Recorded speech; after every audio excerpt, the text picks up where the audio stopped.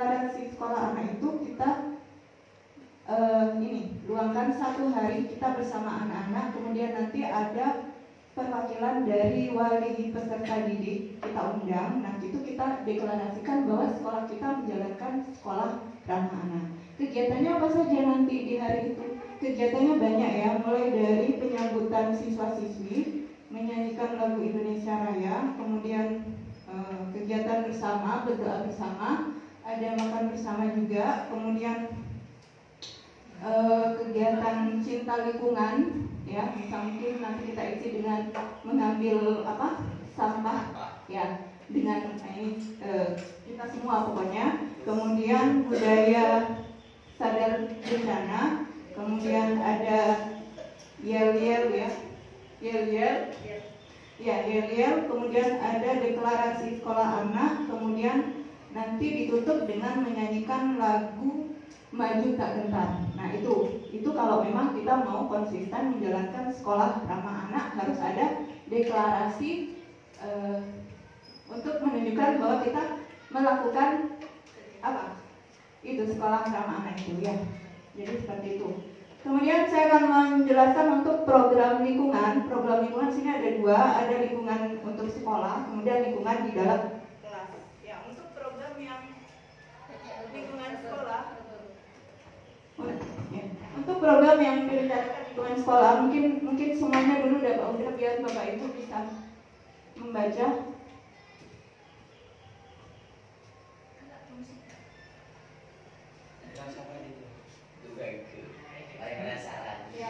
Yang ini, tenang. Jadi untuk program yang pertama ada penanaman pohon One Man One Tree. Itu dilakukan sebulan sekali atau 2 kali setiap Sabtu. Setiap Sabtu kita kan sudah sepakati Sabtu bersih ya. Tadinya rencananya kami Jumat bersih, tapi karena kemarin sudah disepakati hari Sabtu, jadi kita Sabtu bersih. Penanaman pohon One Man One Tree maksudnya setiap guru atau setiap siswa itu wajib membawa 1 pohon. Jadi nanti rencananya lokasinya itu di belakang lab BDP atau lab BDP dan lab TKR ya, di situ. Belakang. Di mana? Di belakang ini ya. Di belakang maksudnya di depannya lab kita itu kan ada lahan kan ya, di situ. Kemudian yang kedua ada kegiatan lomba dengan tema lingkungan. Ini dilakukan setiap akhir semester. Ini khusus untuk kelas-kelas ya. Nanti kita adakan lomba dengan tema lingkungan, maksudnya menghias kelas-kelas mereka sebagus mungkin. Itu dilakukan setiap akhir semester. Kemudian yang ketiga, program yang ketiga ada kebun hidroponik dan apotek hidup. Apa kebun hidroponik? Kebun hidroponik itu adalah kebun yang memanfaatkan limbah. Nah, nanti kita akan bekerja sama dengan tim Sekda atau Sekolah Indah ya, Bu Ana. Ya, kita akan bekerja sama. Jadi kita memanfaatkan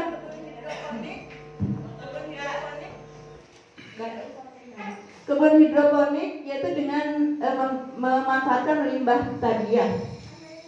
Jadi kita bekerja sama tim Sekda. Ya, untuk apotek hidup nanti lokasinya sama, tetap di belakang di depan lab BDP dan TKR. Di situ kita akan menanami apotek hidup mulai dari tahu apotek hidup ya. Ya, seperti itu. Nah, itu dilakukan setiap Sabtu bersih. Jadi dilakukan setiap Sabtu bersih. Terserah nanti kesepakatan Sabtu bersihnya mau kita 2 minggu sekali atau mungkin setiap Sabtu, monggo disepakati nanti ya. Yang keempat, program keempat lapangan olahraga, itu nanti lokasinya di belakang juga. Jadi di belakang itu lokasinya nanti ada 3 ya, penanaman pohon, kebun hidroponik, lapangan olahraga, toilet juga nanti kita taruh lokasinya di belakang juga, di sebelah BDP itu kan ada ya, tapi belum dilanjutkan ya. Ya, terus kemudian program yang berikutnya sampah. Nah, kita sebut bank sampah di sini. Namanya saja bank, berarti kan menabung ya. Nah, kita programnya siswa-siswi itu menabung bank sampah. kita kasih kategori nanti sampah apa saja yang bisa ditabung. Contohnya botol, plastik yang bagus. Nah itu nanti sampah itu kita daur ulang, kita gunakan, kita manfaatkan, bisa kita kerjasama lagi dengan tim Sekda. Ya bisa juga Bu. Jadi kita lakukan bank sampah. Tapi bank sampah mereka menabung ini bukan hanya menabung. Kita ada apresiasinya juga. Mereka diberi, misalnya mereka dapat 1 kilo ya, kita hargai 1.000 misalnya. Jadi kita ada apresiasi. Jadi biar anak-anak itu semangat untuk menabung sampah kayak gitu. Itu program yang ke berapa? Nah, kemudian yang ke program yang ke-7, kantin jujur.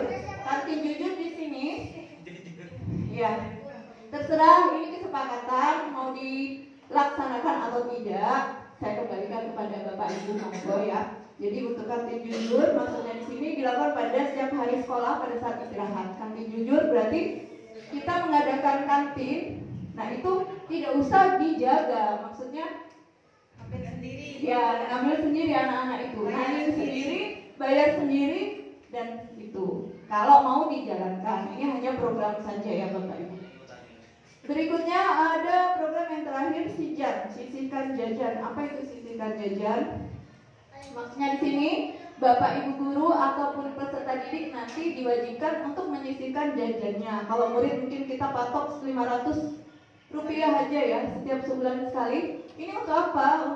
Untuk tadi, untuk dana apa? Sampah bank tadi. Bank sampah. Iya, bank sampah. Sampah. Ya, bank sampah tadi. Karena kan tadi kesepakatan kita murid yang menabung akan kita kasih apa ya? Harga misalnya gitu ya. 1 kilonya berapa gitu. Jadi biar mereka semangat kayak gitu. Dan kita juga tidak perlu mencari-cari sampah lagi, guru-gurunya maksudnya.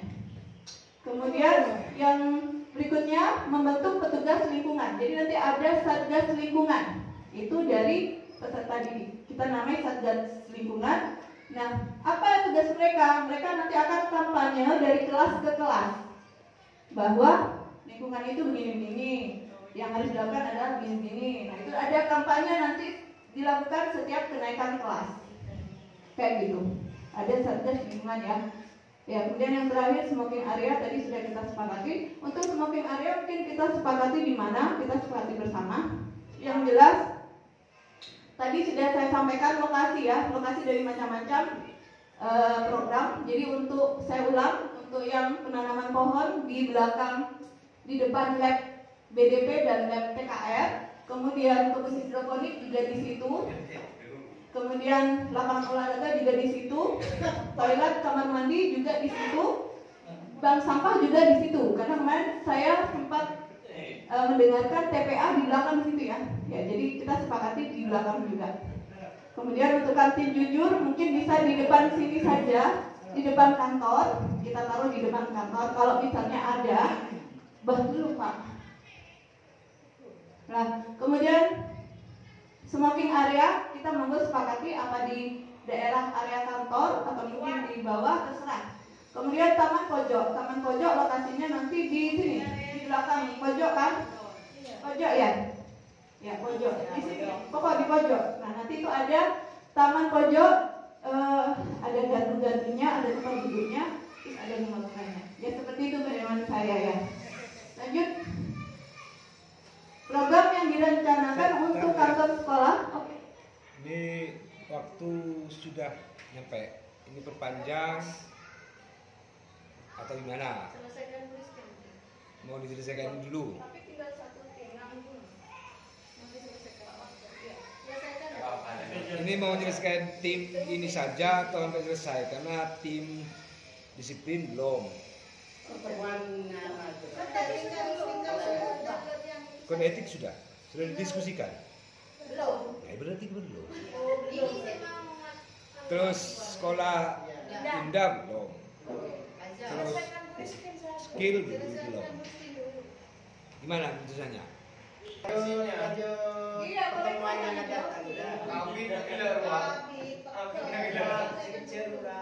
Gimana? Hari ini saja Oh gitu. Iya. Pemaparan saja. Pemaparan saja.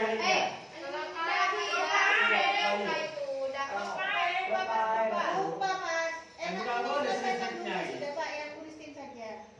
Yang lain Ya. Oke, berarti kita perpanjang waktu sampai tim ramah anak sama ramah lingkungan selesai diskusi. Monggo lanjut. Ya. Lanjut, program yang direncanakan untuk kantor sekolah di situ meja guru ya. Sudah saya tidak perlu jelaskan. Kemudian loker guru juga, kipas angin mungkin perlu ya. Lanjut. Nah, untuk lingkungan di dalam kelas. Nah, lingkungan di dalam kelas yang pertama ada pembinaan lingkungan kelas. Tadi seperti sudah saya jelaskan ada satgas lingkungan ya. Jadi nanti dia tugasnya untuk kampanye lingkungan sekolah. Kemudian kita membuatkan website P3LH khusus SMK 96.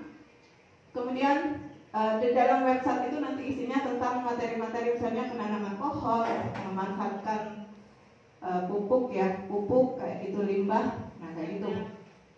Yang kemudian untuk yang kedua ruang bangunan kelas. Nah tadi sudah sempat dijelaskan, tidak perlu saya jelaskan lagi, bisa dibaca sendiri. Kemudian tata letak ruang kelas. Nah itu jarak papan tulis, desain, aksesoris kelas. Nah itu nanti kita akan bekerja sama dengan Sekda ya, Sekolah Indah. Kemudian ruangan pramuka, ruangan drum band, harusnya drum band. Ya.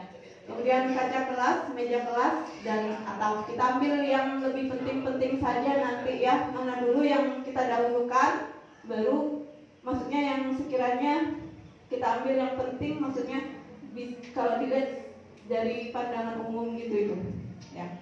Lanjut ya, sudah, terima kasih. Bapak Ibu, izinkan saya menyampaikan beberapa kata sebentar saja, sedikit saja.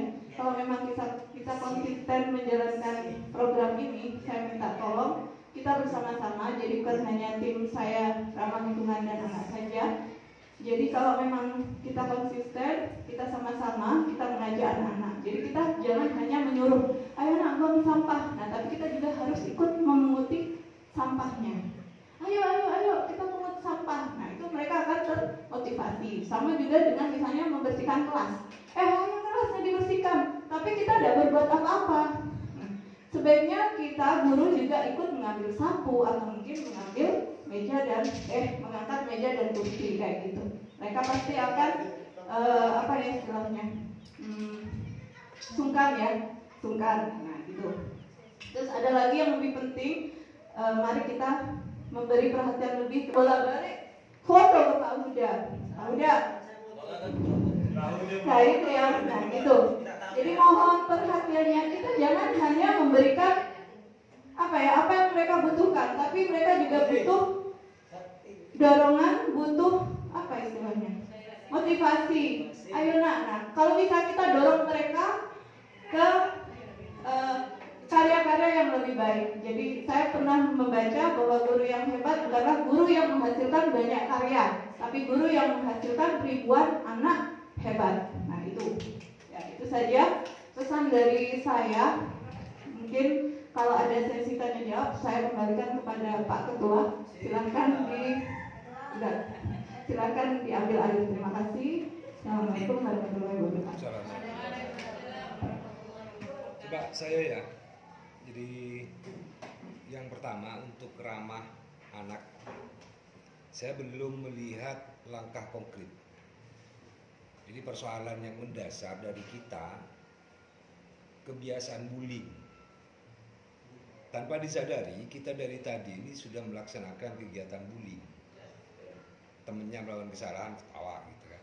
Saya sengaja tak perhatikan. Temennya begini, dicuekin. Ini kan kegiatan-kegiatan bullying.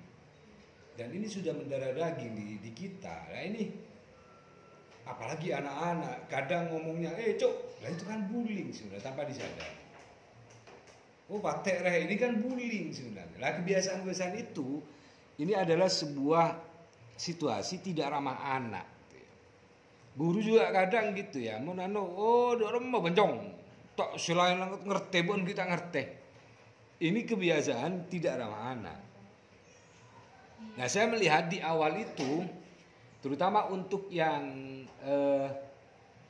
ramah anak, Pak Udaya, saya belum melihat langkah konkretnya. Kira-kira agar gini loh, pembacaannya sekarang kondisinya bagaimana?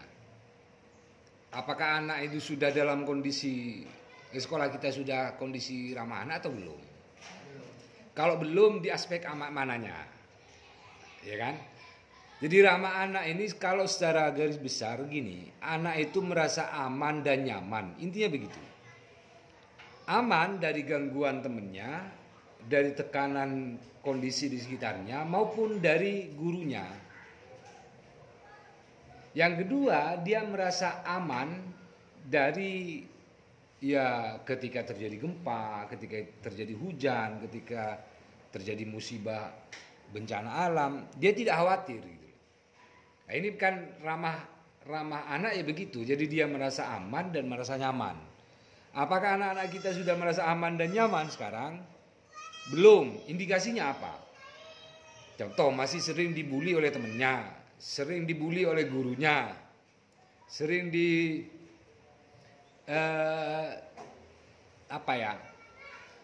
ditekan oleh gurunya contohnya. Semuanya ngasih tugas semua, contohnya begitu ya. Jadi indikasinya jelas. Oh, kalau begitu caranya bagaimana supaya persoalan tidak ramah ini bisa berubah jadi ramah? Teknis yang dilakukan apa? Saya belum melihat di situ. Jadi langkah-langkah konkret yang akan dilakukan oleh tim itu untuk membangun agar bullying tidak ada, rasa aman muncul, rasa nyaman muncul, itu apa? Belum saya melihatnya. Yang kedua, untuk yang ramah lingkungan, saya melihat bagus sekali. Cuman sekarang apakah ini berdasarkan fakta dan realita di kita atau berdasarkan adaptasi dari tempat lain? Saya melihat begini, kemampuan kita bisa enggak begini? Ya, kita usahakan. Enggak, maksudnya gini loh Bu, kemampuan kita, jadi gini loh. Kayak ada saat dilakukan sebulan sekali atau setiap Sabtu itu menanam pohon. Sekarang pertanyaan saya, mau nanam di mana? Iya, seumpama di belakang bulan sekarang, bulan depannya. Anak kita itu 200 lebih. Satu kali taman full itu sudah. Iya, tadi saya lupa. Iya, enggak maksud saya dari kegiatan-kegiatan ini coba diukur dengan kita. Wong kita enggak punya lahan gitu loh. Bunga satu pot. Mungkin kalau bunga bisa gitu kan. Makanya maksud saya kan biar lebih apa ya? Lebih realistis lah gitu ya. Iya, maksud saya gitu pohon maksudnya tadi dari jalan pohon saya iya, saya juga mikirnya. Terus untuk smoking area ini kan menjadi tema sentral ya. Yang jadi objeknya saya Pak Azam, Pak Gigi. Saya jujur Pak Azam, bukan ya, hanya mungkin bisa menginspirasi Pak Azam. 2021 saya bertekad Pak Azam, saya tidak akan merokok di lingkungan sekolah. Kenapa saya begitu? Saya terinspirasi dengan teman non muslim dulu ya, yang menjadi inspirasi saya. Jadi salah satu sekolah swasta SMK di Malang, SMK Kristen, dia orang Cina. Waktu itu ketemu di smoking area, rokokan saya tidak rokok kalau di sekolah Pak. Loh, bisa. Kalau awalnya memang ya tersiksa, tapi manfaatnya besar. Ketika saya tidak merokok, bawaan saya tidak ada yang merokok semua, sungkan gitu ya. Terus yang kedua, kita tidak perlu repot-repot menyiapkan asbak rokok ketika ada tamu gitu loh. Jadi banyak manfaatnya. Terus gimana kalau pengen rokok? Ya saya jeding Pak katanya. Jadi kalau saya karena dekat, mungkin saya ketika tinggal ngomong ke bos Pak kalau ada tamu saya keluar 10 menit. Nah, saya merokok mungkin pulang dulu rokokan. Pak Zam mungkin bisa begitu. Bisa ke rumah sini atau ke rumahnya Bu Am atau kemana lah. Intinya kita merokok itu tidak dilihat oleh anak-anak kita. Poinnya di situ. Jadi saya bertekad tahun 2021 saya tidak akan merokok lagi di lingkungan sekolah. Jadi kita bukan meminimalisir rokok, tapi menghabiskan rokok dari sekolah kita. Jadi ramah anak, ramah temen juga kan gitu ya. bekas rokok. ramah kantong juga kan gitu. Paling tidak biasanya kalau satu hari satu bungkus minimal sekian jam tidak merokok kan gitu, hemat. Jadi mungkin dua itu. Jadi yang pertama yang perlu lebih ditekniskan lagi oleh tim ramah anak itu seperti apa. Jadi konsepnya bagaimana, langkah-langkah yang mau dilakukan seperti apa. Mungkin itu Pak Uda. Terima kasih dari saya.